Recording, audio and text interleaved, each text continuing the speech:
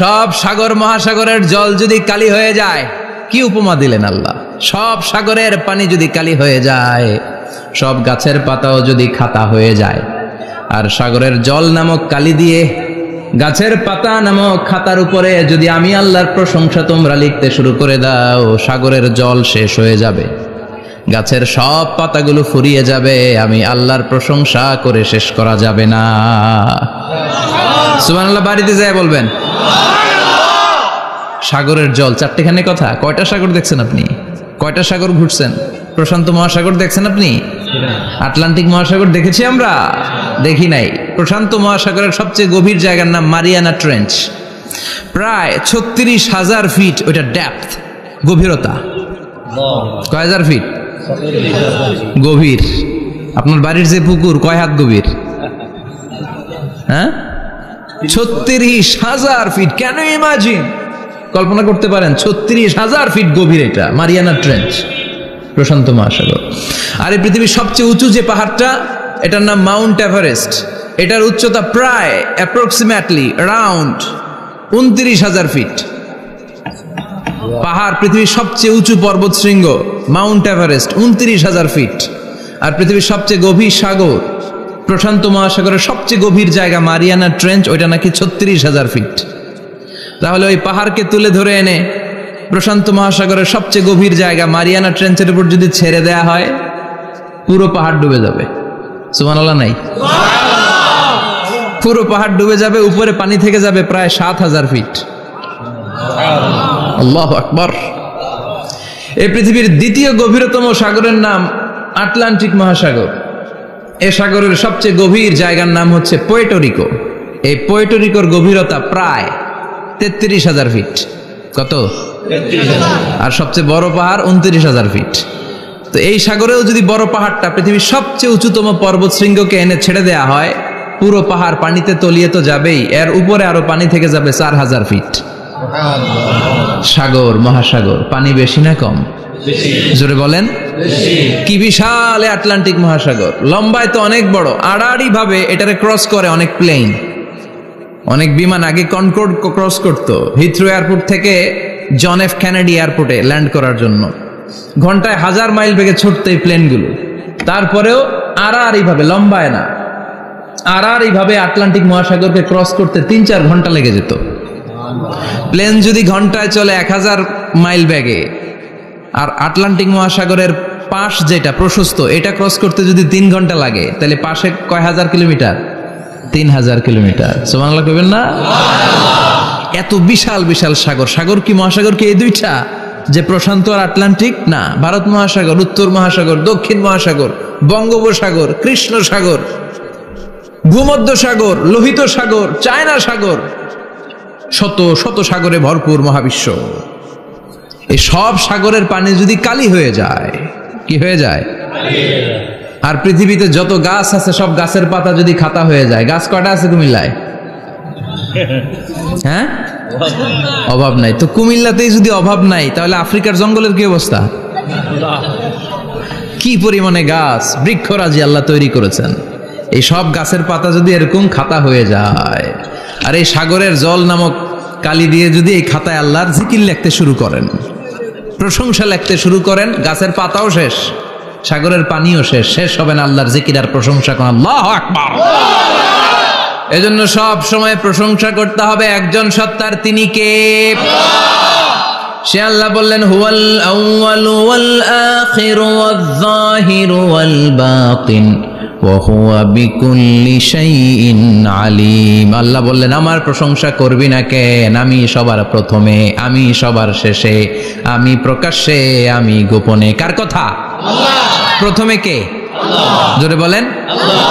প্রথমে আল্লাহ আল্লাহ, শেষেও আল্লাহ আল্লাহ, আকাশে আল্লাহ আল্লাহ, জমিনে আল্লাহ আল্লাহ। পড়েন পড়েন। প্রথমে আল্লাহ আল্লাহ, শেষেও আল্লাহ আল্লাহ, আকাশে আল্লাহ আল্লাহ, জমিনে আল্লাহ আল্লাহ। আবার পড়েন। প্রথমে শেষেও, আকাশে আল্লাহ আল্লাহ, জমিনে আল্লাহ আল্লাহ, নিখিল জাহান গাই গুণগান, তারে নামে গায় আমরাও গাহি তাআলা, হামদে বারি তাআলা, হামদে বারি তাআলা, হামদে বারি তাআলা। পড়েন আল্লাহু আকবার। তিনিই প্রথম, তিনিই শেষ, তিনিই প্রকাশ্য, তিনিই গোপন। এজন্য প্রশংসা চলবে একজনের। চিল্লায় বলেন কে? আল্লাহ তোমার প্রশংসার জন্য আমরণ আমরা করতে পারি, তৌফিক দাও। জোরে পড়েন আমিন। সুলতানপুর নুরানিয়া হাফিজিয়া মাদ্রাসা ও এতিমখানার উদ্যোগে আজকের এই প্রোগ্রাম সভাপতিত্ব করছেন আলহাজ শামসুল হক সরকার, অবসরপ্রাপ্ত সরকারি কর্মকর্তা। আসছেন সভাপতি? অসুস্থ, আল্লাহ তুমি সুস্থ করো। আমার আগে কথা বলছিলেন হযরত মাওলানা ইয়াহিয়া মাহমুদ দামাত বারাকাতুহ, প্রতিষ্ঠাতা প্রিন্সিপাল শাইখুল হাদিস জামিয়া দারুল উলুম রামপুরা ঢাকা। সুন্দর বয়ান করছিলেন, আমি খাচ্ছিলাম আর শুনছিলাম। প্রামাণ্য বর্ণনা করছিলেন কিভাবে কিয়ামত হবে, কিভাবে আমরা উঠব হুফাতান ওরাতান মুশাতান গুরলা, উলঙ্গ নেকেড। সেদিন আমাদের গায়ে জামা থাকবে? জ্যাকেট থাকবে খালি? কি থাকবে? কিছু থাকবে, জামা থাকবে না, পায়ে জুতা থাকবে না, পেটে খাবার থাকবে না, খালি থাকবে চিৎকার। সেদিন থাকবে কি? মনে হয় কথাগুলো প্রতিদিন এগুলো রিমাইন্ডার দিবেন নিজেকে যে ওই দিনটার মুখোমুখি আমি হতে যাচ্ছি, আমি কি তৈরি করেছি আখিরাতে নাজাতের জন্য। প্রতিদিন ভাবতে হবে যে দাদা চলে গেল, বাবা চলে গেল, আমিও ওই একই পথের যাত্রী। দ্য ডেস্টিনেশন ইজ সেম, গন্তব্য এক, কেউ আগে কেউ পরে। এটাই ওয়াজ, এটাই দামি ওয়াজ। এটা মনে রাখলেই মানুষ আর চুরি করতে পারে না, মিথ্যা বলতে পারে না, ইফটিজিং করতে পারে না, পরকিয়া করতে পারে না, মতের বিরুদ্ধে গেলে তারে রামদা দিয়ে কোপাইতে পারে না। চিল্লা এখন ঠিক কিনা? এটাই হচ্ছে ইসলাম। আখিরাতের স্মরণ, যিকরাদ্দার, চলে যেতে হবে। ছোট্ট আছি, বড় হব। এই যে দাড়ি পাকা মুরব্বীরা যারা আছেন, ওনার মায়ের পেট থেকে তো এরকম সাদা দাড়ি নিয়ে বেরিয়েছিল না? ছোট্ট বাচ্চা হয়ে এসেছিল, ওনারা ওয়া ওয়া করে কেঁদেছে। শৈশব, কৈশোর, যৌবন, প্রৌঢ়ত্ব, বার্ধক্য, বয়সের ভার, চুল আর দাড়ির শুভ্রতা। আগে ছিল সিঙ্গেল, হয়েছে ডবল, এরপরে হয়েছে মেয়ের বাপ, এরপরে শ্বশুর, এরপরে নানা। This is the circle of life. এটাই সার্কেল, রাউন্ড, এভাবে ঘুরে আবার চলে যেতে হবে।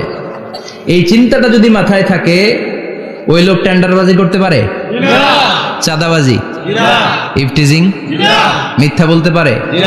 যৌতুক খেতে পারে? এজন্য সব সময় give yourself the reminder of আখিরা। আখিরাতের রিমাইন্ডার নিজেরাই নিজে দেন। অন্যায় হয়ে গেলে, ভুল হয়ে গেলে রিমাইন্ডার দেন যে থাকতে আসি নাই, চলে যাব। কেউ থাকতে পারে নাই, নবীরাও পারে নাই। যে মালাকুল মাউত রুহু কবজ করে, ওই ফেরেশতা থাকতে পারছে? চলে গেছে। আমাদেরকে চলে যেতে হবে। আল্লাহ বুঝার তৌফিক দাও। তো উনি এগুলো নিয়ে দেখলাম কথা বলছিল, চমৎকার বলছিল। এরকম ভালো আলেমদের দাওয়াত দেওয়া উচিত, যারা কিচ্ছা কাহিনী না বলে কনস্ট্রাকটিভ কথা বলে, কিছু শিখে যাওয়া যায়, কিছু জেনে যাওয়া যায়। পুঁজির বোঝাটা হালকা না, ভারী করা যায়, ঠিক কিনা? আল্লাহ আমাদেরকে তৌফিক দান করুক, উনি যা বললেন আমরা যেন আমল করতে পারি। আর অনেকে কথা বলেছেন, যারাই বলেছেন নিঃসন্দেহে কোরআন থেকে বলেছেন। আমরা চাই এই কোরআনের কথা ছড়িয়ে পড়ুক শহর, গ্রাম, বন্দর, বিশ্বের আনাচে কানাচে, সব জায়গায়। রাজি আছেন তো? কোরআন দিয়ে দেশ চলুক আমরা চাই না? কোরআন দিয়ে সমাজ চলুক আমরা চাই না? কোরআনের ভেতরে সব সমস্যার সমাধান দিয়েছে কে? আল্লাহ। সমাধান চাও যদি জীবনে মরণে, ফিরে যাও খুঁজে নাও, চোখ রাখো কোরআনে। পড়েন সবাই, সমাধান ফিরে যাও খুঁজে নাও, চোখ রাখো কোরআনে। If you want the solution this দুনিয়া এন্ড আখিরা, go back, have a look to the holy কোরআনে। ঠিক কি না? Go back, sit down and have a look to the Quran. বসো, ঠান্ডা মাথায় দেখো কোরআনে কি বলেছে আল্লাহ। প্রবলেম সলভিং মেথোডোলজি, সব সমস্যার সমাধান এই কোরআনে আছে না নাই? এই কোরআনের মজলিসে আজকে আসতে বসতে পেরে খুশি না বেজার? কম না বেশি?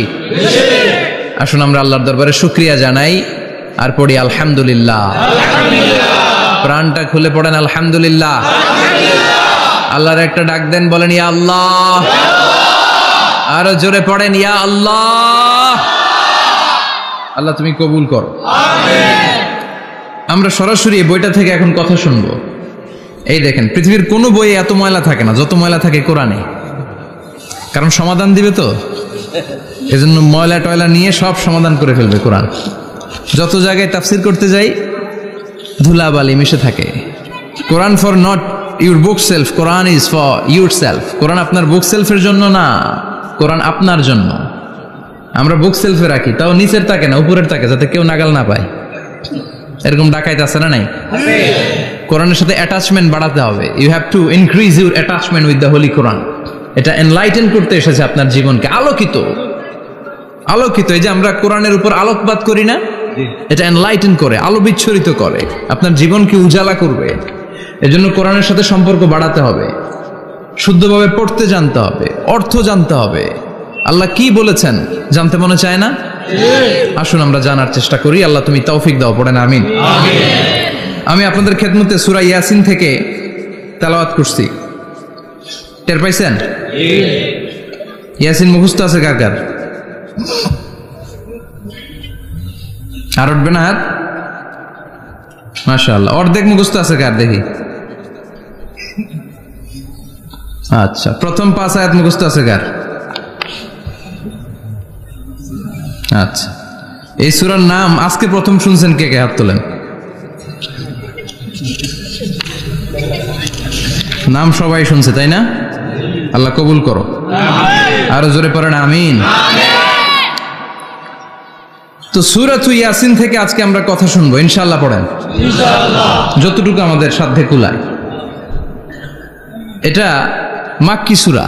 সূরা ইয়াসিনটা কি সূরা? মাক্কি সূরা।